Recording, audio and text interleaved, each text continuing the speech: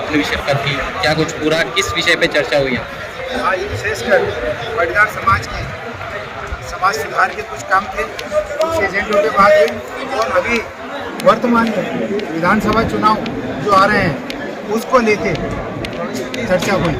विधानसभा चुनाव में जो भी पार्टी हमें महत्व देगी, विधानसभा के टिकट देगी, उस पार्टी को हम भी महत्व देंगे, अन्यथा उस पार्टी को हम बिल्कुल वोट नहीं डालेंगे। जो पार्टी हमें महत्व नहीं देगी उस पार्टी को हम बिल्कुल महत्व नहीं देंगे। यहाँ पर नारी शक्ति को लेकर भी कुछ सुझाव दिए हैं, महिला सशक्तिकरण को लेकर भी।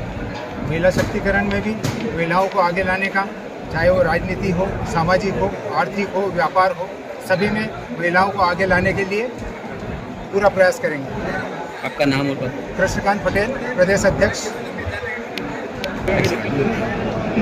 आज पाटीदार समाज का महाधिवेशन था, किस कारण रखा गया और क्या क्या मांगे आपने? पाटीदार समाज का जिस प्रकार से महाधिवेशन रखा गया, इस अधिवेशन में हजारों लाखों की संख्या में पाटीदार समाज एकत्रित हुए। समाज जनों में एक प्रस्ताव पास किया है। सबसे पहले तो ये प्रस्ताव पास किया है कि माता पिता की अनिवार्यता लागू हो, विवाह के समय माता पिता की अनिवार्यता लागू हो।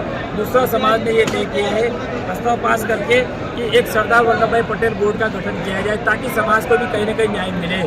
जिसमें समाज के ये भी तय किया गया कि आने वाले समय में राजनीतिक क्षेत्र से लगाकर हर क्षेत्र में समाज की भूमिका होना चाहिए। और हम तो ये भी कहते हैं कि हमको जहाँ सम्मान मिलेगा हम उनका सम्मान करेंगे। और सरकार के सामने आपने जो कुछ बिंदु विशेष मांगे रखी है, अगर उस पर अमल नहीं करते तो अपने समाज की तरफ से क्या अगली रणनीति? देखिए, हमने जो मांग रखी है वो सर्व समाज के कल्याण के लिए है। और यदि इसमें सरकार इस पर भी अगर कोई कार्रवाई नहीं करती, पूरी नहीं करती है, तो समाज सोचेगा, विचार करेगा। अभी तो हम इतनी संख्या में आए हैं, लेकिन इससे अधिक संख्या हम कोई भोपाल और दिल्ली दूर नहीं मान लिए। अगली रणनीति क्या रहेगी? अगली रणनीति देखो, ये तो समय बताएगा, लेकिन सबसे पहले तो हम कहते हैं कि हमारी मांग मानना चाहिए, और यदि नहीं मानी जाए तो इस पर हम अच्छी रणनीति बनाएंगे। एक सेकंड। आज दलोदा पाटीदार समाज का महाअधिवेशन का कार्यक्रम रखा गया और आप भी पधारे। एक रोजगार का जो फार्मूला आपने बताया है कि युवाओं को किस प्रकार से रोजगार करके, उद्योग करके आगे बढ़ना चाहिए। युवाओं को गांवों के अंदर रोजगार की अपॉर्चुनिटी बहुत है। गांव और कृषि के साथ यदि युवा जुड़ते हैं तो युवा, भारत के युवा, खास करके मध्य प्रदेश के युवा, इतने पूरे विश्व को अन्न और अलावा अलग अलग प्रोडक्ट पूरे कर सकते हैं। तो किस प्रकार से, मतलब छोटे स्तर से लगा करके बड़े स्तर तक उसके लिए प्रधानमंत्री आपने बताया कि जीरो से शिखर तक पहुंचने का रास्ता है, MSME है। और उसके अंतर्गत सरकार के माध्यम से अनमॉर्गेज 50 लाख तक की लोन है, 35% सब्सिडी है।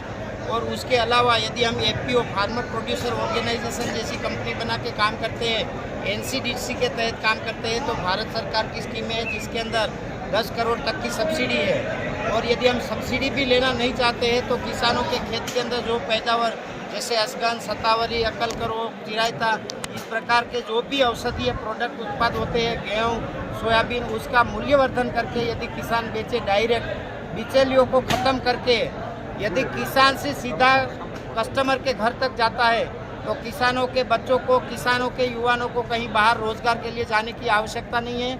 जो काम हम कर रहे हैं और पिछले 12 साल से पूरे विश्व के युवाओं को ट्रेनिंग दे रहे हैं। 26 देश के लोग हमारे यहाँ ट्रेनिंग ले गए हैं और 150 देश में हम एक्सपोर्ट कर रहे हैं। पंचगव्य उत्पाद, गाय के घी, दूध, दही, गोबर, गोमूत्र से 240 के आसपास हम प्रोडक्ट बना रहे हैं, जो सीधा वेबसाइट के माध्यम से कस्टमर घर तक जाती है। पूरा ओफिरी वीरेक्स के बिल में काम करते हैं। गांव से 7 किलोमीटर दूर रह के पूरा परिवार अनपढ़ हो करके भी पूरे विश्व में हम बिजनेस कर रहे हैं। तो ये कर सकता हूँ और ये पूरे देश के, पूरे मध्य प्रदेश के युवा कर सकते हैं, जिसके बारे में पाटीदार समाज को तो आगे आना चाहिए, लेकिन पूरे किसान समाज को आगे आके इस प्रकार से गाय आधारित खेती करके, जो ऑर्गेनिक प्रोडक्ट तैयार करके समाज के स्वास्थ्य के प्रति जागरूक रह के, समाज के स्वास्थ्य के प्रति हमेशा एक सुदृढ़ नीति बना के और निष्ठा से काम करके पूरे विश्व को, पूरे देश को हम प्राणवान, सशक्त, तेजस्वी, ऊर्जावान और तंदुरुस्त बनाने का काम कर सकते हैं।